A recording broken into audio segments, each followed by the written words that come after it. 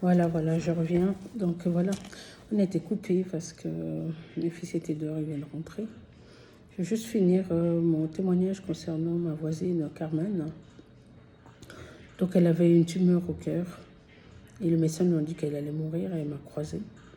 Et voilà, moi je n'arrive pas à être inattentive aux gens quand ils m'expliquent leurs problématiques. Donc voilà, je ne suis pas là non plus pour ramasser des histoires, pas du tout. Mais comme le Seigneur, avec lui, il n'y a pas de hasard, il met des gens sur notre chemin et on doit être attentionné. Alors voilà Carmen qui m'a raconté qu'elle devait mourir et tout. Et lorsque je l'ai serrée dans mes bras, j'ai vu cet écran qui montrait qu'elle était dans une boutique avec sa fille de 14 ans aujourd'hui. Mais dans vision, dans cette vision, ça se voyait qu'elle était beaucoup plus âgée parce qu'elle cherchait la robe de mariage. Vous avez vu où, en Suisse, quelqu'un se mariait à 14 ans, ça n'existe pas. Donc bref, c'était un langage de Dieu qui voulait me dire qu'elle va vivre. Alors je suis restée là-dedans. C'est pour ça que moi je garde ce que le Seigneur me dit dès le départ et je reste sur cette parole-là. Je reste vraiment toujours sur la parole que Dieu me dit dès le départ. Et c'est ça qui va m'amener jusqu'à la conclusion du miracle qui fait au travers de moi, dans la maladie, dans toutes sortes de choses, des gens qui lui mettent sur mon chemin. Donc voilà. Alors j'ai demandé au frère Victor qui venait d'arriver en Christ. J'ai dit, je te demande de venir pour que tu puisses vivre la gloire de Dieu, la grandeur de Dieu, que tu puisses voir la manifestation de la parole de Dieu. Alors voilà. Alors il est venu, très rapidement, il est venu d'une autre ville, mais il est venu, mais bon, une village juste à côté. Juste à côté. Alors du coup, il est venu et on a prié quelques minutes pour cette sœur et voilà quoi, on a prié. Et moi, je me suis approchée de Carmen, j'ai mis ma main sur son cœur, comme je disais, donc avant que la vidéo s'arrête. J'ai mis ma main sur son cœur en disant, Seigneur, toi, tu étais le premier anesthésiste. Tu étais le premier anesthésiste. Lorsque tu as endormi Adam pour créer Ève. Alors, tu es capable aussi d'avoir des organes de rechange. J'ai posé ma main sur le cœur de ma voisine, Carmen, et j'ai dit... Seigneur, je lui communique ma foi au nom puissant de ton Saint-Nom. Tu es capable de changer ce cœur. Au nom puissant de Jésus. Amen. Après quelques jours après, elle est partie à ses rendez-vous du médecin. Et là, en fait, le médecin, ils lui ont dit que j'étais une sorcière. Moi qui n'avais pas fait de cérémonie, ni de bougie ou quoi que ce soit, de l'eau, de l'huile ou je ne sais quoi. Et ils lui ont dit que j'étais une sorcière. Puis depuis le cabinet du médecin, elle était en train de crier dessus et tout, s'énerver sur eux, en disant que je n'étais pas une sorcière, mais au moins moi, grâce à mes prières, Dieu l'a guérie. Et elle parlait comme ça en criant tout au niveau du cabinet jusqu'à ce qu'elle sorte de l'hôpital, quoi. Donc voilà, ça c'est encore des miracles que le Seigneur fait par rapport à les grâces qu'il nous a mis en dedans de nous. Mais moi, ce que je vous dirais, c'est seulement que le Seigneur m'utilise dans toutes ces choses. C'est pas seulement les miracles, les prodiges, les miracles dans la maladie, tout ça, c'est dans tout. Parce que c'est la compassion, en fait. À travers la compassion, Dieu fait des miracles. Il nous appelle et nous demande à être remplis d'amour, de compassion. Il nous appelle à être remplis de compassion, d'amour, de s'oublier pour penser aux autres. Donc voilà, c'est un peu ça. Dieu est bon, Dieu est merveilleux. Pour ceux qui me voient encore pour la première fois, peut-être vous n'avez pas vu ma première vidéo. Non, je ne mets pas des romanades, je ne supporte plus ça. Donc ça c'est je ne mets plus des brésiliennes, je ne supporte pas ça. Ça c'est mon témoignage personnel pour tous ceux qui font des témoignages sur les cheveux humains. Mais c'est vrai qu'en revenant sur cette histoire de cheveux humains, effectivement c'est un peu compliqué d'avoir des cheveux de quelqu'un sur la tête, on ne sait pas, on ne connaît pas son histoire et tout. Même un vêtement, déjà on a du mal à mettre un vêtement de quelqu'un. Alors vous imaginez de se poser des cheveux humains sur la tête, c'est compliqué. Mais la Bible nous dit aussi que de sanctifier toutes choses. Alors pour ceux qui sont en paix avec ça, donc priez et puis sanctifiez tout ce que vous avez afin que le Seigneur vous garde et puis que vous ne restez pas ébranlés face à des choses que vous ne connaissez pas encore les réponses. Et le Seigneur lui-même vous convaincra s'il faut laisser. Et ceux qui mettent les Brésiliens jusqu'à aujourd'hui et qui n'ont pas été interpellés par ça, bon voilà, si vous entendez le message des autres, vous pouvez aussi prier pour savoir qu'est-ce que Dieu il en pense. Mais logiquement, se dire qu'on a des cheveux humains sur la tête, des cheveux de quelqu'un qu'on ne connaît pas, on ne connaît pas son histoire, son parcours, c'est vrai qu'effectivement, il y a de quoi se poser des questions. Donc voilà. En tout cas, moi, personnellement, ça me gratte, alors je suis peu là-dedans. Ça, c'est des Roman Hair, donc c'est une sorte de style de mèche travaillée, hein, qui fait un peu... voilà. C'est juste pour être propre, hein. Donc voilà. Et puis ceux qui sont dans le maquillage et tout ça, là, c'est vraiment le côté comment on appelle ça, idolâtrie, hein, que c'est ça qui... Tout excès nuit. Parce que la Bible nous dit clairement, tout est permis, mais tout n'est pas utile. Donc tout excès aussi nuit. Alors quand on est dans l'excès, bah, ça part un peu dans tous les sens. Donc voilà, sur ça, je me suis présentée aujourd'hui sans maquillage. Donc voilà, je ne me maquille pas vraiment. Mais j'ai carrément pas mis même le rouge à lèvres pour vous dire que voilà, on peut vivre sans ça, on peut se passer de tout ça. Il ne faut pas être obsédé de toutes ces choses, quoi. Donc voilà. Et juste être présentable, parce que lorsqu'on parle, qu'on puisse écouter ce que nous disons, et puis pas qu'on reste sur l'image. Voilà. Puis un enfant de Dieu doit être propre. Parce que là où c'est sale, Dieu n'est pas là-dedans. Donc voilà. En tout cas, par rapport au miracle, il y en a pas mal que le Seigneur a opéré au travers de moi. Mais je sais que c'est vraiment le secret, c'est la compassion. C'est rien d'autre. C'est pas oh, je souris ni non. C'est juste la compassion qui fait que le Seigneur opère au travers de moi. Donc voilà.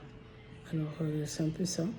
En tout cas, vraiment que le Seigneur nous interpelle tous au travers de tout ce que j'ai pu sortir aujourd'hui, avec ces histoires sur le mariage, sur les parents, hein. Puis comme j'ai dit, vraiment vous les filles, parlez avec vos parents, quand vous voulez vous engager, faites asseoir vos parents, rappelez-les que vous allez vivre avec cet homme-là, qu'il faut que voilà, faut qu'il fasse des choses dans votre intérêt à vous les enfants, et que vous puissiez vraiment leur communiquer votre souci de vouloir être bien, parce qu'une fois qu'eux ils vont faire leur dot et tout ça, de la fête et tout ce qui va avec, c'est vous qui allez vivre avec cet homme. Donc voilà, il faut qu'ils prévoient le futur de leurs enfants en soignant la relation dès le départ. Donc voilà, et puis cette histoire de dot, hein, donc voilà. Essayez de vous renseigner là-dessus. Il ne faut pas juste rester sur ce que vous avez entendu, ce que vous entendez faire, ce qui se passe jusqu'à aujourd'hui. Donc voilà, c'est un petit peu ça. Alors voilà, que Dieu vous bénisse pour avoir pris le temps de m'écouter, encore une fois. Donc c'est vraiment moi qui ne veux pas parler, mais c'est Christ qui veut parler en moi. C'est lui qui m'a amené à témoigner de toutes ces choses qu'il a fait pour moi. Alors c'est pour cela que je viens comme ça devant vous. Donc voilà, j'ai encore une histoire qui me vient à l'esprit là. Une autre femme dans mon quartier, je venais de faire mes achats et je passe jamais par ce chemin-là. Je suis tombée sur une femme dans la rue. Elle est en train de pleurer. Et puis voilà comme je dis, la compassion, on voit une femme qui pleure dans la rue, on ne peut pas passer comme ça, c'est pas normal pour un enfant de Dieu. Donc on doit, aussi, même si on est timide, déjà on n'a pas reçu l'esprit de timidité, il faut vraiment sortir de là, parce que Dieu peut nous utiliser à n'importe quel moment si on fait les timides, les réservés, ou bien on a peur, on panique devant les étrangers, tout ça. Il faut arrêter toutes ces histoires. Dieu nous protège, Dieu nous garde. Il faut vraiment arrêter avec ces histoires d'avoir peur de ceci et de cela. Dieu, il est avec nous partout. Et d'ailleurs, je vais vous partager le passage de Jean 15 hein, pour vous dire que quand on est attaché au Seigneur, il ne laisse jamais, on est attaché à lui, quoi. Donc on va porter que du fruit qui vient de lui. Donc voilà, j'ai vu cette voisine et je lui ai dit, mais madame, qu'est-ce qu'il y a tout? Et elle avait un papier dans les mains, elle venait d'avoir un résultat de cancer de l'utérus. Et j'ai rigolé, oui, j'ai souri. J'ai souri, pas rigolé, mais j'ai souri.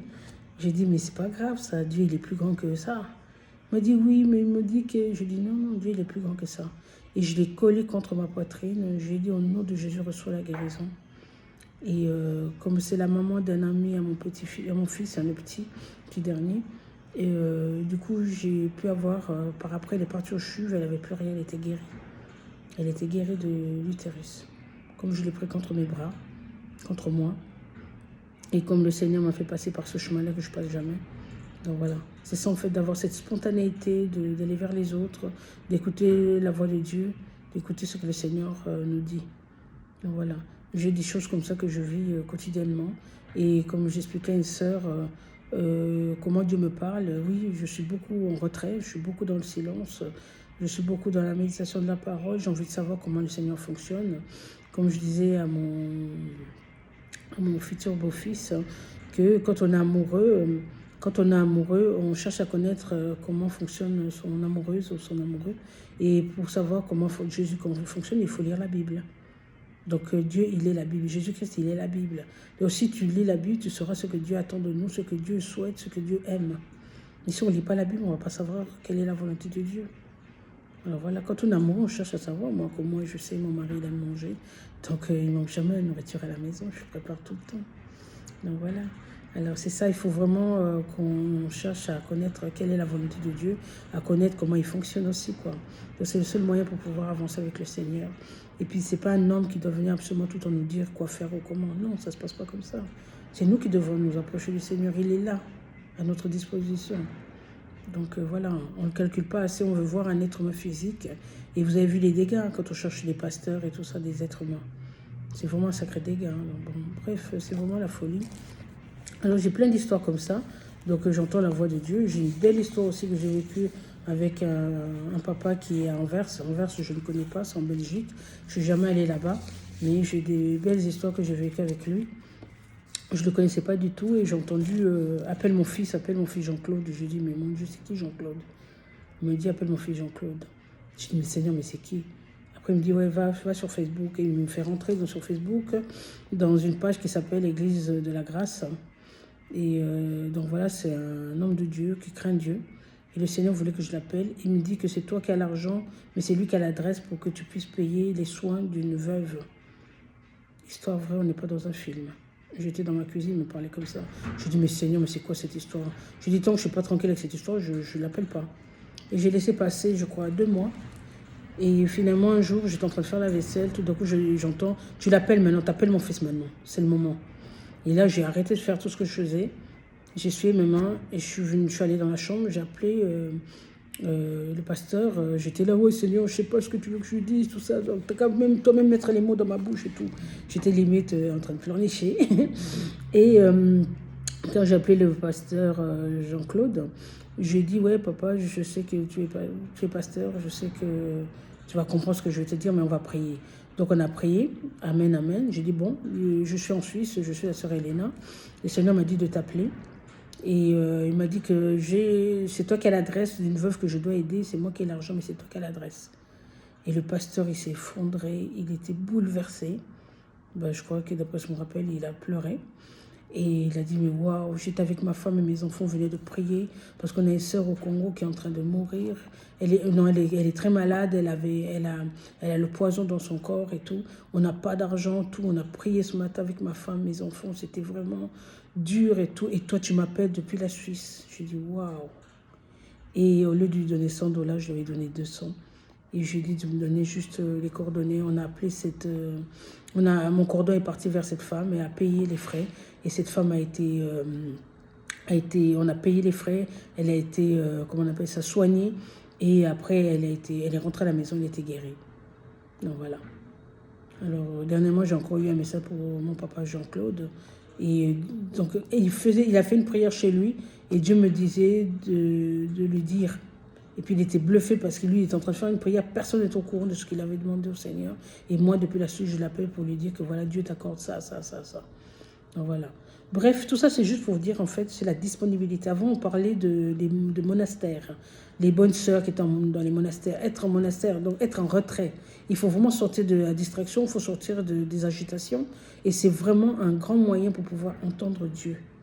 Mais si on est en train de courir derrière je ne sais quoi, le mariage, les voitures, les jeeps, l'argent, je ne sais quoi, ou bien encore les réseaux sociaux, ou le bruit, la télé, je ne sais pas moi, toutes ces choses qui nous tourmentent autour de nous. Là, moi, je ne suis pas dans ça. J'ai un grand écran ici chez moi. Je ne regarde même pas la télé, donc je ne suis même plus attirée. Pourtant, il y avait des séries, hein, on a grandi là-dedans.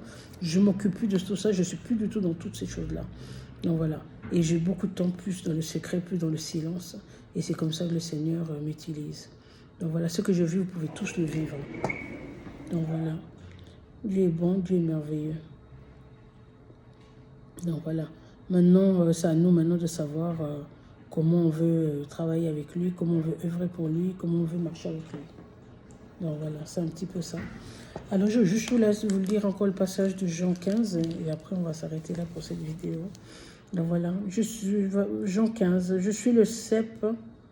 Je suis le vrai cep et mon père est le vigneron. Tout sarment qui est en moi et qui ne porte pas de fruits, il le retranche. Et tout sarment qui porte du fruit, il l'émonde afin qu'il porte encore plus de fruits. Déjà vous êtes purs à cause de la parole que je vous ai annoncée. Demeurez en moi et je demeurerai en vous. Comme le sarment ne peut de lui-même porter du fruit, s'il ne demeure attaché au cep, ainsi vous ne demeurez attaché au cep, ainsi vous ne le pouvez non plus. si vous ne demeurez en moi. Je suis le cep et vous êtes les sarments. Celui qui demeure en moi et en qui je demeure porte beaucoup de fruits, et car sans moi, vous ne pouvez rien faire. Si quelqu'un ne demeure pas en moi, il est jeté dehors comme le sarment. Il sèche, puis on ramasse les sarments, on les jette au feu et ils brûlent. Si vous demeurez en moi et mes paroles demeurent en vous, demandez ce que vous voudrez et cela vous sera accordé. Si vous portez beaucoup de fruits, c'est ainsi que mon Père sera glorifié et que vous serez mes disciples. Comme le Père m'a aimé, je vous ai aussi aimé. Demeurez en mon amour. Si vous gardez mes commandements, vous demeurez dans mon amour. De même que j'ai gardé les commandements de mon Père et que je demeure dans son amour. Je vous dis ces choses afin que ma joie soit en vous et que votre joie soit parfaite. Waouh! Donc si on demeure avec le Seigneur, donc notre joie est parfaite. C'est ici mon commandement. Aimez-vous les uns les autres comme je vous ai aimé. Il n'y a point de grand amour que de donner sa vie pour ses amis. Vous êtes mes amis si vous faites ce que je vous commande. Je ne vous appelle plus serviteur parce que le serviteur ne sait pas ce que fait son maître. Mais je vous ai appelé amis parce que je vous ai fait connaître tout ce que j'ai appris de mon Père. Ce n'est pas vous qui m'avez choisi, mais moi, je vous ai choisi et je vous ai établi afin que vous alliez et que vous portiez du fruit et que votre fruit demeure afin que ce que vous demandez au Père en mon nom, il vous le donne. Est-ce que cette parole est vérité et vie ou bien est-ce que cette parole est la vérité? Est-ce que cette parole est réelle? Je répète, ce n'est pas vous qui m'avez choisi, mais moi.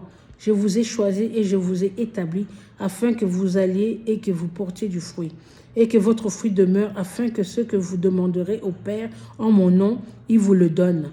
Ce que je vous commande, c'est de vous aimer les uns les autres. L'amour du prochain. Quand tu as l'amour du prochain, tu as aussi l'amour du prochain. Et du coup, quand tu as l'amour du prochain, tu es capable d'aimer ton ennemi. Donc voilà. Amen, amen. Je vous laisse. Que la grâce de Dieu demeure en vous, en nous, au nom puissant de Jésus-Christ. Amen.